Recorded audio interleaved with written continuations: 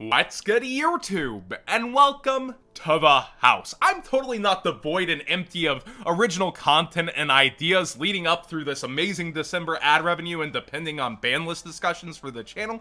What are you talking about? That being said, we did a large discussion on how a Banlist cannot fix the problem with Konami currently, and that's printing good new archetypes that really have an impact, and that's why things feel stale to a lot of people despite developments within the metagame, such as Sky Striker, Orcust. Wait, both those decks have been around too long. Combining them is not a big change. So with people feeling that way about those cards and wanting cards peeled off the list, as well as other problems such as the one on the screen, there's plenty to discuss. Let's start with why hoes are mad about Super Polymerization.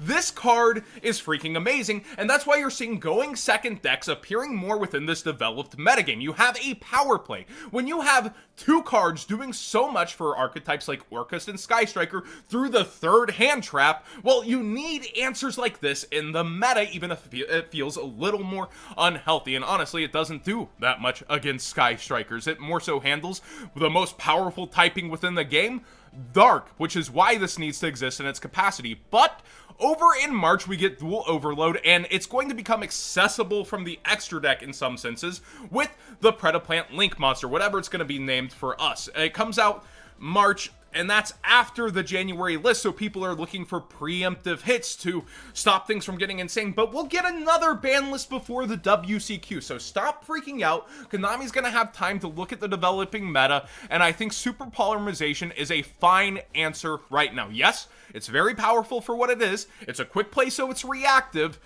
but I think it is somewhat healthy. Speaking of things to deal with back row such as this, the OCG has had Harpy's Feather Duster for a while. Lightning Storm is coming, but Lightning Storm can only be activated pretty much at one point in your turn. So I think Harpy's Feather Duster really should peel off the list at one when we're talking peel-offs, and it's in the Shadol structure deck, I believe, upcoming. At least it is in the OCG's variant, so a lot of people are looking for the TCG variant to have this too.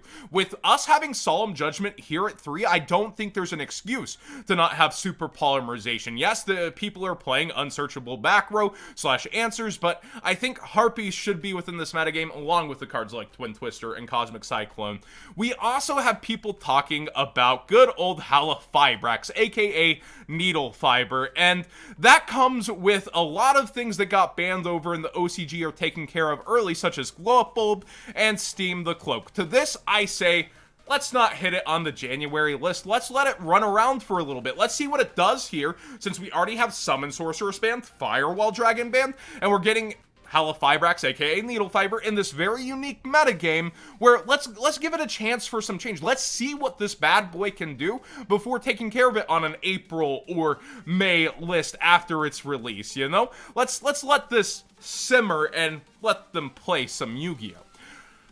Engage. Oh, engage one another twice, yeah, so look at him top engage. It does feel really bad for this card to get played on you. It's essentially Pot of Greed after 3 spells are in the graveyard. You get to search one of the 2 cards even, and a lot of people are comparing these 2 instances. If you ban drones, engage the engine dies, and people have to go towards Ray. A lot of people are calling for Ray at 1 or 0. I think if you put it at 1, that gives the resource a lot less power, and you can start playing DD Crow and stuff to take care of it, which has already popped up here in certain decks. And then we see Engage itself calling to be banned.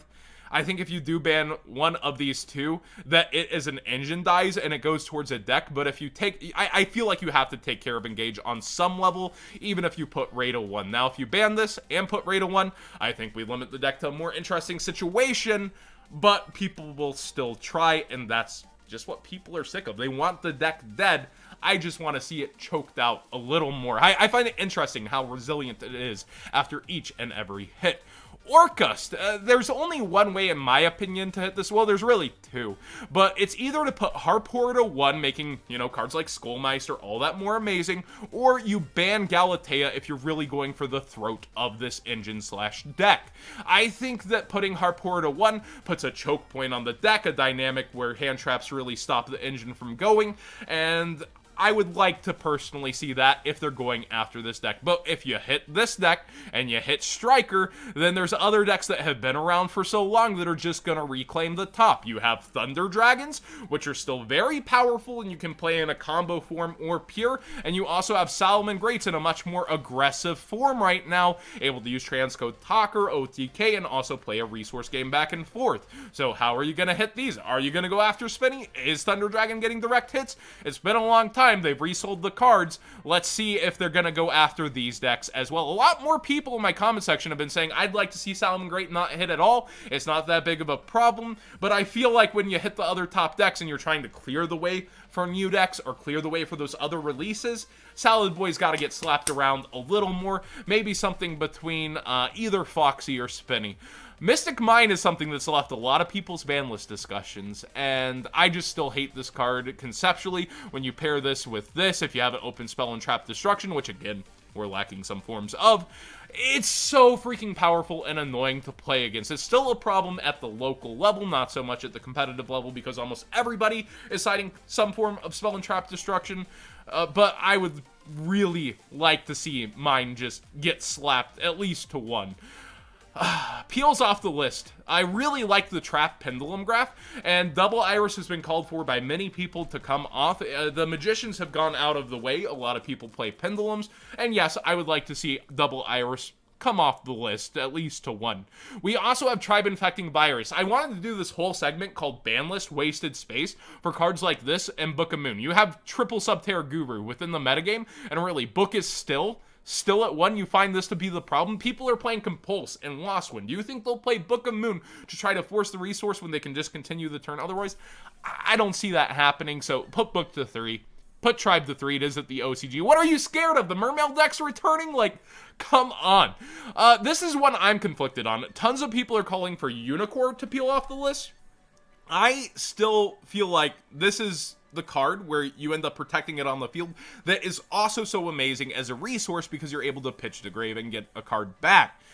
It makes the deck a lot easier to play, a lot more fluid, and it would bring it back in terms of it topping a lot more. But man, it's still a Floodgate card, and I'm not the biggest fan of those. So I personally am fine with it at 1, but let me know your thoughts in the comment section down below. Now, showing my bias again, we have Gateway of the 6 at 3 in the OCG, and we just got ourselves the 6 Samurai Link monster coming out in our special editions for Chaos Impact Battle Shogun of the 6 Samurai. I think you could peel Gateway back off to 3, but it's still a pretty insane card, and it's not something that I really advocate playing against. So you could, but personally I wouldn't, and I hate to say that as, you know, the OG 6 Sam guy.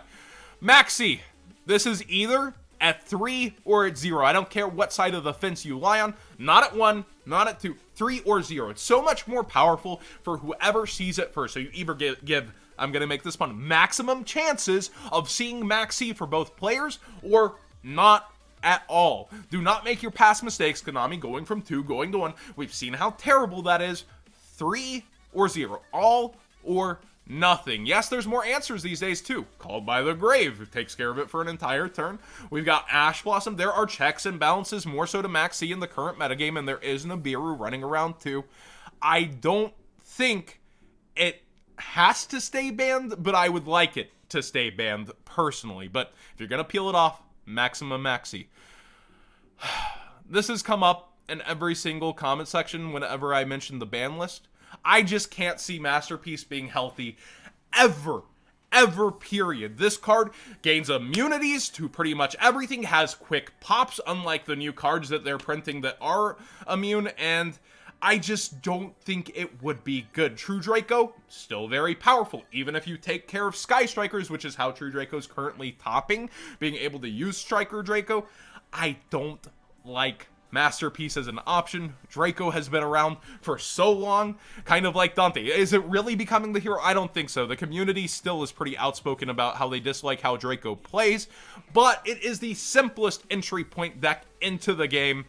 They don't need a freaking sledgehammer to break into the game, though. Let them figure out Draco and then go to other decks. That being said, this is pretty much my thoughts on the upcoming ban list, what could potentially get hit, what should get hit, and why I feel certain cards should stick around. Let me know your varying opinions. I can see reasons why people would want Super Polymerization to be broken down away from the metagame. It's a crazy card, but I think as the game moves on and progresses, you need crazy cards like this in our metagame to counter the new cards they're making. Thank you so much for watching. Please subscribe if you haven't already. If you're going after any cards for that next ban list, please use my TCG player link in the description down below, or check out the Patreon.